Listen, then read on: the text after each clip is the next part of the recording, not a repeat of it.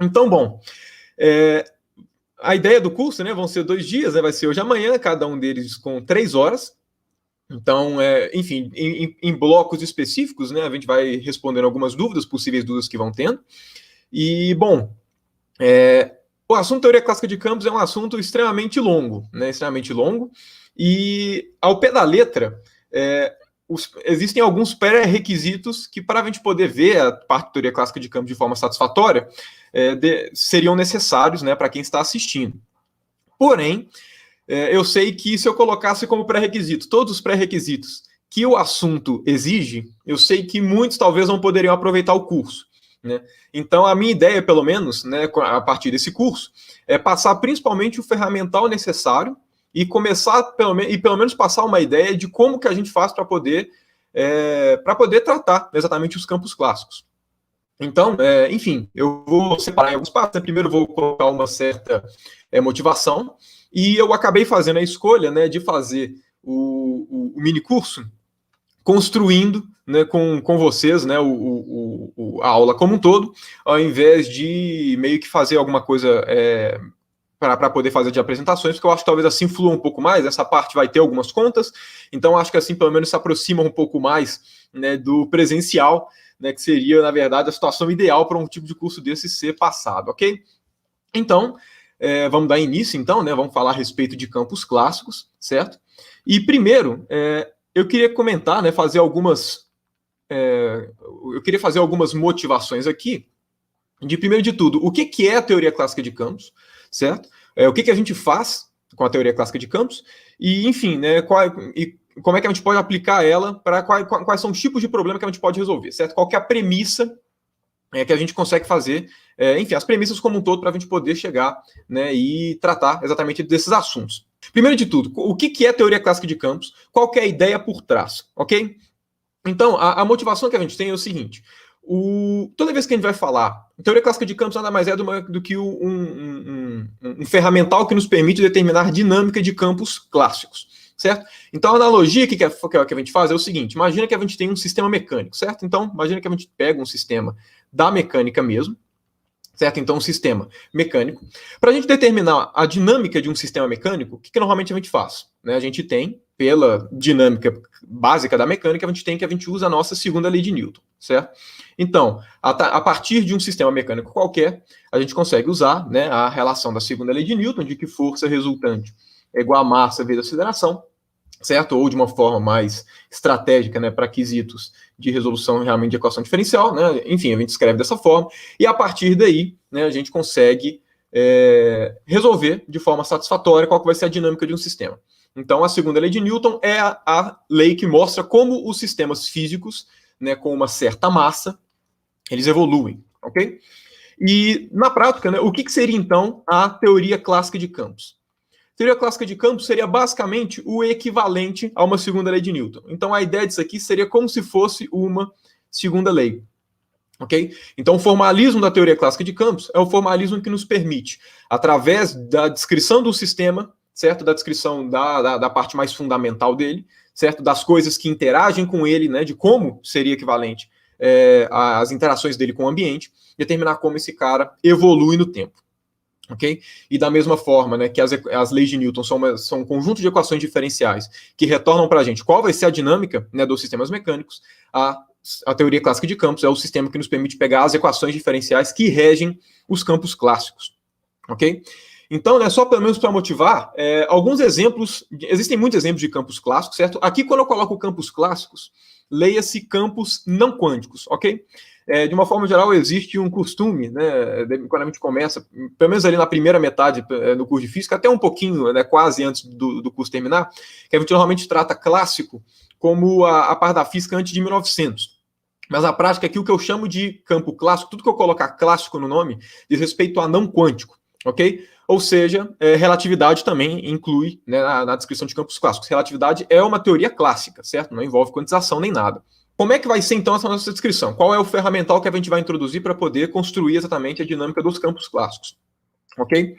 E primeiro, né, claro, da mesma forma que quando a gente vai, né, determinar um sistema mecânico qualquer, quando a gente vai determinar a dinâmica dele, a gente precisa saber as coisas que estão atuando sobre o corpo, certo? Cada corpo tem a sua particularidade, ou seja, se você quer descrever um corpo que está sei lá, descrevendo um movimento de oscilação harmônica para baixas amplitudes de um pêndulo, obviamente a dinâmica desse cara vai ser diferente do que, sei lá, a dinâmica de se tivesse um pêndulo duplo. Então, né, como cada caso é um caso, o nosso formalismo de teoria clássica de campos ele vai ser sempre direcionado para o tipo de campo que a gente tem o interesse de descrever. Na prática, esse tipo de campos clássicos, né, como eu disse, é qualquer campo que não seja quântico, mas a gente vai se apegar nessa descrição, e que normalmente é a que tem um maior apelo físico, são as teorias que são os campos clássicos que são compatíveis, né, a gente vai necessariamente colocar aqui campos que são compatíveis.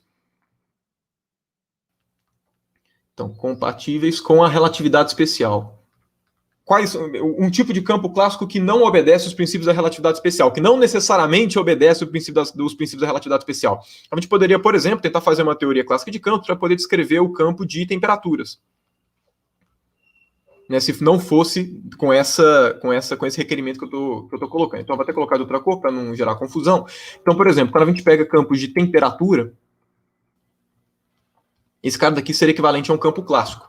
Por quê? Porque dado que você tem uma certa região do espaço, certo? Uma região qualquer, o campo de temperaturas é um campo porque para cada ponto do espaço existe um valor associado, que é qual? O valor da temperatura naquele ponto.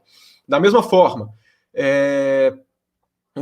vamos supor, se você tem um outro exemplo, né, de primeiro, né, colocando alguns que não são compatíveis com a relatividade especial, você tem, por exemplo, o campo de velocidades.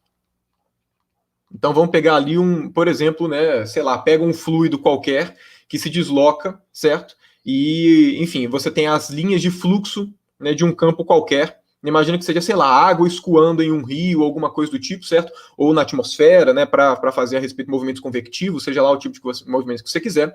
Né, você pode associar um campo de velocidades. Por quê? Porque a cada ponto que você determina ali, né, do seu sistema, existe um vetor velocidade, né, que te passa exatamente a noção de um campo. O nosso formalismo não vai ser para esses tipos de campo, vão ser para os campos, né, que envolvem ali os princípios da relatividade. Quais são os dois campos, no caso, né, que os campos inteiramente clássicos, certo? Que a descrição ela fica restrita ao contexto clássico. Quais são os dois campos que a gente consegue descrever de forma satisfatória e que muitas vezes a teoria clássica de campos, como descrição totalmente clássica, ela é útil, né? Como eu disse, é a relatividade. Aqui no caso, a relatividade geral, que obviamente é compatível com a relatividade especial, e o eletromagnetismo.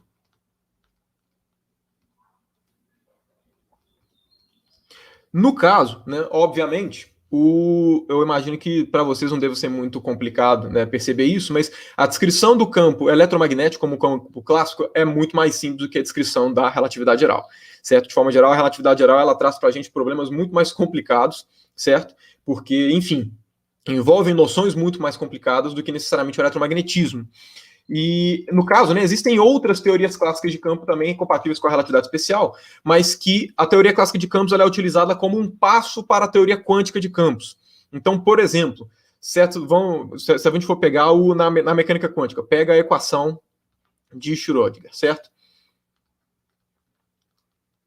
Quando você pega a equação de Schrödinger é para você determinar aquele psi de x e t, certo? Que é a nossa função de onda. Esse cara, psi de x e t, pode ser encarado como sendo um campo clássico, certo? Ele pode ser encarado como sendo um campo clássico. Por quê? Porque na prática você pode pegar a equação da onda, certo? Sei lá, por exemplo, pega lá a equação da onda em termos de espaço de posição, certo? Então aqui, vamos lá, o derivado da segunda do psi com relação a x, mais v psi igual a IH barra derivada do psi com relação ao tempo. Você pode interpretar esse cara daqui, esse psi, como sendo um campo clássico. E quando a gente vai para a teoria quântica de campos, a gente realmente interpreta esses caras como se fosse um campo clássico. O que a gente chama de um campo quântico é quando a quantização de um campo é quando a gente pega um cara desses, que é uma função, e transforma eles em um certo operador. No caso, né, a equação de Schrödinger ela é vista como uma equação, como um campo clássico, certo? Necessariamente ela é vista como um campo clássico. E quando a gente vai fazer a teoria quântica de campos, o processo de quantização é exatamente a gente pegar a teoria clássica do campo descrito, certo, da função de onda e fazer a quantização desse campo, ok? Então, ou seja, no caso, né, a equação de Schrödinger, especificamente a equação de Schrödinger, ela não é compatível com a relatividade especial. Porém, existem as correções, entre aspas, relativísticas dela, certo? A equação de Schrödinger é o limite de diversos tipos de equação, como, por exemplo, a equação de Klein-Gordon, a equação de Dirac. Essas sim são compatíveis com a relatividade especial. Então, a gente pode fazer as descrições dessa usando teoria clássica de campos, certo? A gente pode fazer a descrição desses caras usando teoria clássica de campos, e aí sim a gente parte para a teoria quântica de campos, ok? Pois bem, nesse caso daqui, né, como eu disse, cada caso é um caso. Eu vou mostrar para vocês primeiro a ideia como um todo do formalismo da teoria clássica de campos, mas eu vou fazer a construção para um campo específico, que vai ser o campo eletromagnético. Por quê? Porque o campo eletromagnético, primeiro, é um dos campos que a gente está mais habituado, certo, na descrição da física como um todo. O campo eletromagnético a gente vê desde criancinha, certo? Desde do ensino básico. Então a gente tem uma naturalidade maior. E além disso, o campo eletromagnético é um campo mais simples, certo? Então ele é mais simples de ser descrito. Então o que eu vou fazer primeiro de tudo é como é que a gente faz para poder descrever o nosso formalismo de teoria clássica de campos, e depois eu vou fazer as aplicações utilizando exatamente o campo eletromagnético, que é um campo, né, que já nasceu compatível com a relatividade, ok? E a partir disso a gente vai pegar algumas relações, né, no caso, aplicadas para esse cara. Esse tipo de estudo pode ser seguido futuramente, certo? A noção de campos eletromagnéticos como campos clássicos, né, você pode pegar esse tipo de estudo e depois ir um pouco mais além, tratar eletromagnetismo como, em termos, um formalismo em termos de formas diferenciais, em termos de teoria de Young-Mills, né, quando você vai tratar os fibrados principais. Enfim, o campo eletromagnético é sempre uma boa muleta quando a gente quer aprender as coisas, exatamente porque a gente tem uma familiaridade maior com as noções do campo eletromagnético, ok? Então vamos lá, primeiro de tudo, como é que a gente faz para poder descrever um campo clássico, ok? Então vamos só voltar a escrever aqui, campo clássico. Então, né, isso tudo que eu falei foi só mais ou menos uma motivação, ok? Vamos lá, evidentemente, então, como eu disse, né, a descrição de um campo clássico é basicamente a gente fazer uma descrição que nos permita saber a evolução temporal de um certo campo, ok? Na mecânica, então olha só, primeiro de tudo, como é que a gente faz para poder fazer isso? Como é que eu consigo pegar um objeto, tipo o campo eletromagnético, certo? Como é que eu consigo pegar tipo um cara aqui, que não é localizado, certo? Não tem massa, ele não está em uma região condensada do espaço, normalmente ele está no espaço como um todo. Como é que eu consigo pegar esses caras daqui e fazer uma descrição realmente, né, para determinar a dinâmica deles, ok? Na prática, a gente já sabe qual é a dinâmica desses caras, porém o formalismo de teoria clássica de campos, como eu vou mostrar, ele traz diversas vantagens, mesmo a gente sabendo as equações de movimento, ok? Mas então, vamos lá. Para a gente poder fazer uma descrição de um campo clássico, a gente tem que partir, obviamente, de algum terreno conhecido, ok? E o único terreno conhecido que a gente tem para falar de dinâmica, necessariamente, como eu disse, é a segunda lei. Então, F igual a MA é exatamente o ponto de partida que a gente consegue tirar para poder fazer qualquer descrição de dinâmica, certo? Porque, enfim, a gente sabe como faz, e a ideia aqui principalmente é o seguinte: normalmente os campos eletromagnéticos, a forma de se fazer o raciocínio campos eletromagnéticos interagem com os sistemas mecânicos, certo? Se você tem sistemas com carga elétrica, eles vão interagir com o campo eletromagnético. Então, talvez, uma forma de se tentar descrever o comportamento da evolução de qualquer campo é tentar partir da descrição que a gente tem, né, para sistemas mecânicos quaisquer, exatamente porque os campos interagem com esses sistemas dependendo das cargas e das configurações que esses caras possuem, ok? Então vamos lá, como é que a gente faz para poder fazer isso, né? Na prática, muitos de vocês devem perceber, né, não dá para a gente pegar a segunda lei de Newton e simplesmente pegar os campos eletromagnéticos e jogar aqui no meio. E uma das coisas principais que a gente consegue evidenciar isso é porque existe aqui uma massa e, obviamente, qual que é uma noção de massa de um campo, certo? Pelo menos fora da mecânica quântica, essa noção de campo massivo não faz muito sentido, ok? Então, obviamente, a gente não pode simplesmente chegar e pegar aqui. Então, qual que é a ideia? A ideia a gente sabe que além da segunda lei de Newton, certo? A gente sabe que além dela, a gente pode determinar a dinâmica de um sistema mecânico através de outro tipo de equação, através de outro tipo de sistema, que é através da mecânica analítica, certo? Através da mecânica analítica. Então, né, analítica. Então, a gente também sabe que, de forma alternativa à segunda lei, certo? A gente também pode desenvolver um formalismo de mecânica analítica que nos permite desenvolver dois tipos de formalismo para sistemas mecânicos, que é o formalismo lagrangiano e o formalismo hamiltoniano. Esses formalismos, no quesito da mecânica clássica, certo? Quando a gente pega a mecânica como um todo, a gente consegue mostrar, certo? Isso faz parte da ementa de um curso de mecânica analítica tradicional. Eles são equivalentes à segunda lei de Newton. Na verdade, esses caras aqui, né, os formalismos lagrangianos e hamiltonianos da mecânica, eles são, na verdade, obtidos exatamente a partir da segunda lei de Newton, certo? E qual que é a vantagem, né, quando a gente pega um sistema lagrangiano e um sistema hamiltoniano? Qual é a vantagem da descrição de um sistema mecânico através desses dois caras, ao invés da segunda lei de Newton? Além de ser mais fácil, né, de pegar as equações de movimento, obviamente, esses caras aqui carregam uma vantagem tremenda que nos permite, pelo menos, vislumbrar uma forma de descrever os campos, certo? Que é o quê? O sistema da mesma... Então, vamos lá. Toda vez que a gente vai descrever a mecânica, certo? Então, vamos colocar aqui. O que a gente precisa saber quando a gente vai fazer uma descrição mecânica? O que a gente precisa saber, né, na descrição, no caso, newtoniana? Quando a gente pega a descrição newtoniana, o que a gente precisa saber é basicamente duas coisas, certo? A gente precisa saber massa e força. Certo? Que, obviamente, no caso, a força resultante, certo? Que, como eu disse, obviamente não dá para fazer essa descrição, né, em termos de campo eletromagnético.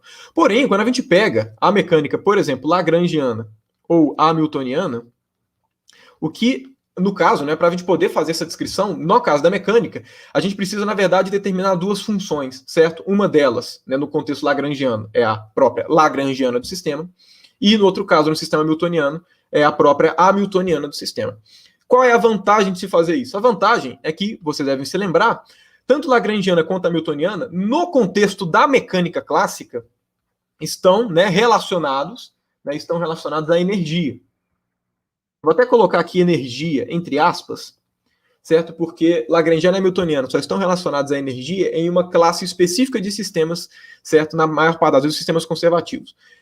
Na grande maioria dos sistemas físicos, a lagrangiana e a hamiltoniana não é exatamente a energia, mas de alguma forma é possível fazer uma certa associação com esses caras, ok?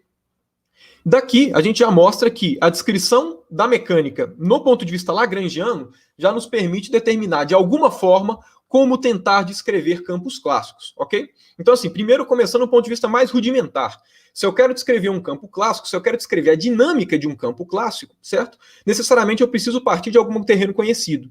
O único terreno conhecido que a gente parte a priori, certo, na mecânica, é a segunda lei de Newton, que não é útil para os campos clássicos. A partir dessa descrição, né, da segunda lei de Newton, o que a gente consegue fazer? Será que eu consigo amaciar a segunda lei de Newton? Será que eu consigo fazer uma melhora? Exatamente para que a gente consiga fazer a nossa descrição em termos de alguma coisa que não dependa da massa e da força? Porque lembrando, o que seria uma força aplicando no campo eletromagnético? O campo eletromagnético exerce força em outros corpos. Mas o que seria uma força atuando sobre um campo eletromagnético? Isso não faz sentido, certo? Além disso, qual que é a massa do campo eletromagnético? Isso também não faz sentido. Ele tem um centro de massa que a gente vai descrever o sistema? Também não faz sentido. Agora, quando a gente parte para a descrição lagrangiana e hamiltoniana, que é uma descrição mais fundamental da mecânica, e é equivalente à descrição newtoniana, a gente começa a ver que a gente consegue determinar a dinâmica de sistemas por objetos um pouco mais abstratos, que não envolvem essa noção de massa e localidade dos sistemas, ok?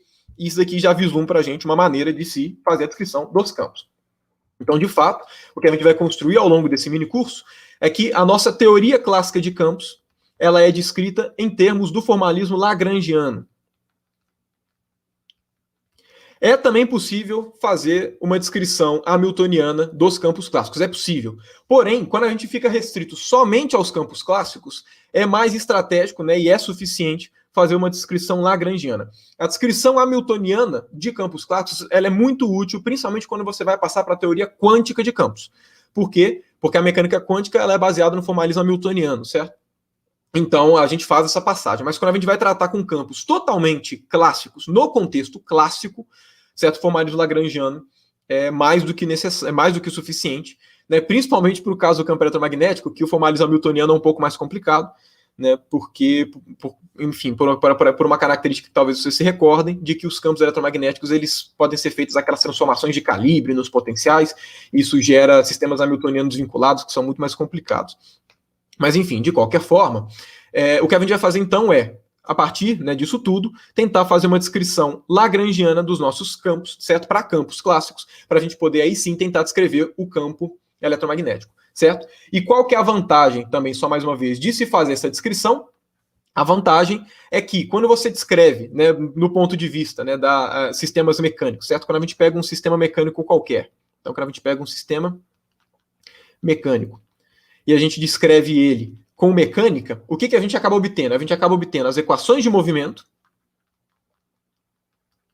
que no caso da descrição do campo eletromagnético não vai ser tão importante para a gente. Por quê? Porque a gente já sabe as equações de movimento. São as equações de Maxwell, certo? A dinâmica de um campo eletromagnético são as equações de Maxwell. Porém, atrelado às equações de movimento, toda vez que a gente tem um sistema mecânico e a gente usa a mecânica, a gente também pega, por exemplo, quantidades conservadas. Então, a gente também pega quantidades conservadas, como, por exemplo, energia, certo? Momento angular com quantidades conservadas, certo? Aqui eu vou colocar, enfim, e além disso, é mais prático também, certo? Identificar simetrias. As simetrias de um sistema são muito mais visíveis quando a gente faz uma descrição, no caso de sistemas mecânicos, certo? Quando a gente faz uma descrição de forma geral da dinâmica de um sistema. Então, na prática, a gente vai fazer para tentar descrever tudo isso, ok?